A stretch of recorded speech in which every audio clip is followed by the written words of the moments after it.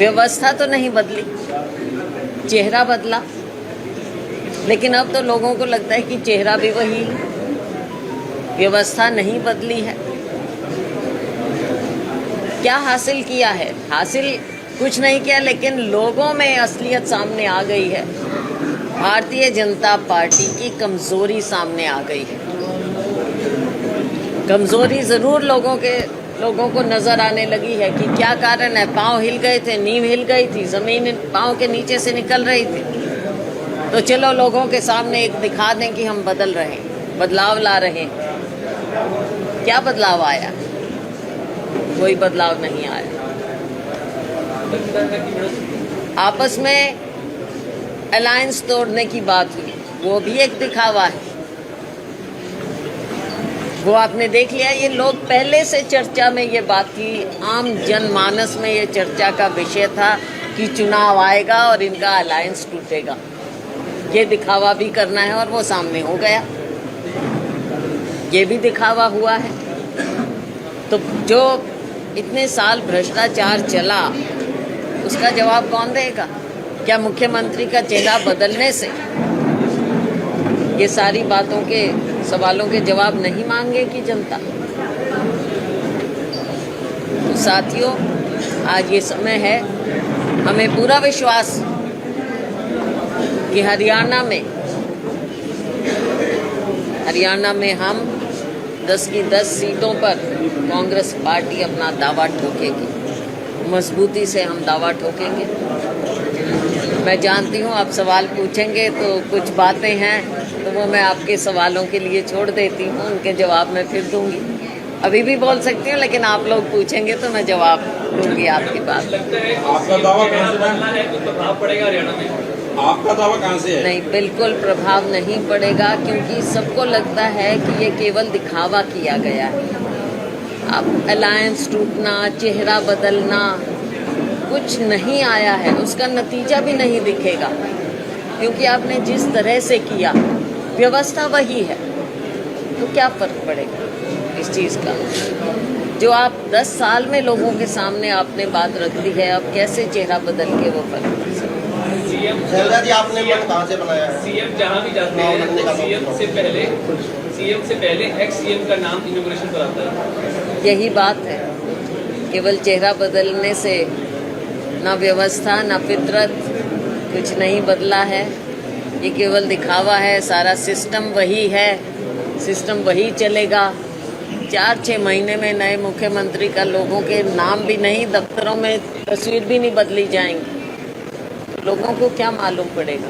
इसलिए किया। इसका मतलब ये है कि कहीं ना कहीं भारतीय जनता पार्टी को ये लगा कि उनका मुख्यमंत्री चेहरा जो था वो फेल हो गया, इसलिए शायद इनको बदलना पड़ा। आपका दावा कहाँ से? आपका दावा कहाँ से चुनाव लड़ेंगे आप? मैंने कोई दावा नहीं किया। नंबर 1 आपकी दिल्ली इच्छा क्या है? नंबर 1 कोई दावा नहीं किया है मैंने। आप जानते हैं, इंदर जी बैठे, सबसे पहले मेरा, जो मैं यहाँ पे आई थी 88 में, सबसे पहला इंटरव्यू आपने यहाँ पे, तो आप सब जानते हैं मुझे। मेरा दावा नहीं, पार्टी मेरे लिए सर्वोपरि है। हाई कमांड मुझे जब जो आदेश करे, चुनाव लड़ना है तो चुनाव लड़ो, नहीं लड़ना है तो नहीं लड़ो। कहाँ से लड़ना है हाई कमांड फैसला करे। वो अपने सर्वे कराते हैं, वो अपना फीडबैक लेते हैं। तो जो मुझे आदेश होगा हाई कमांड का वो मैं मानूंगी। ये मैंने ज़रूर जाहिर किया, आपके सामने भी किया, मीडिया के सामने किया, ऊपर भी किया कि इस बार मेरा मन है कि मैं विधानसभा चुनाव भी लड़ूं। उससे पहले लोकसभा चुनाव है तो हाईकमांड फैसला करे कि लोकसभा में मुझे वो लड़वाएंगे, कहाँ से लड़वाएंगे, ये वो फैसला।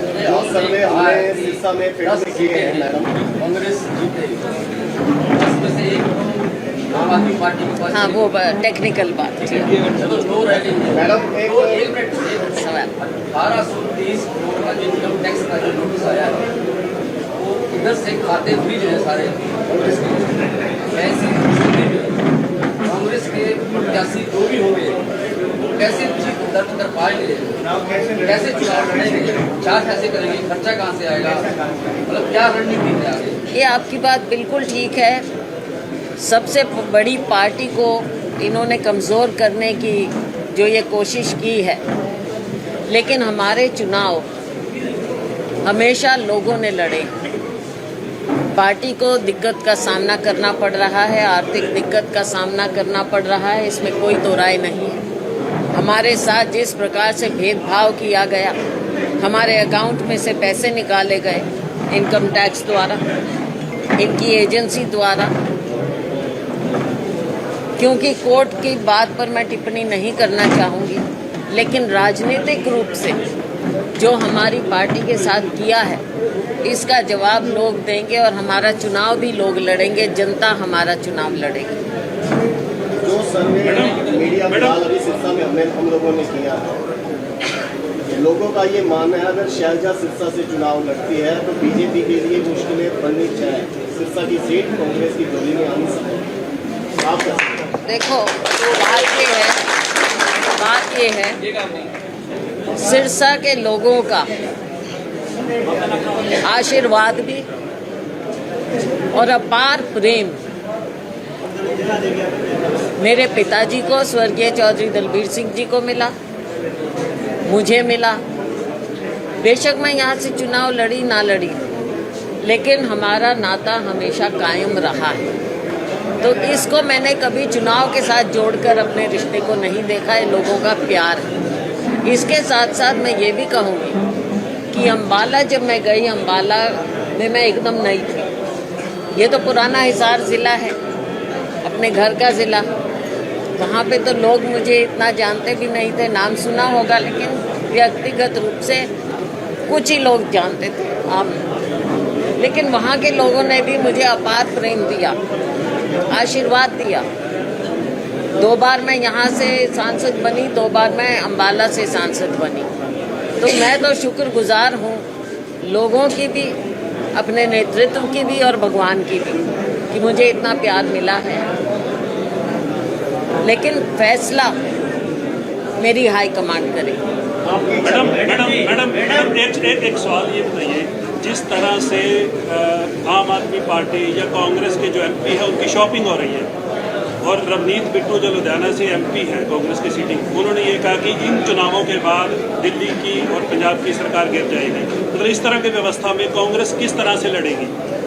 देखो, ये हमने पहली बार नहीं देखा।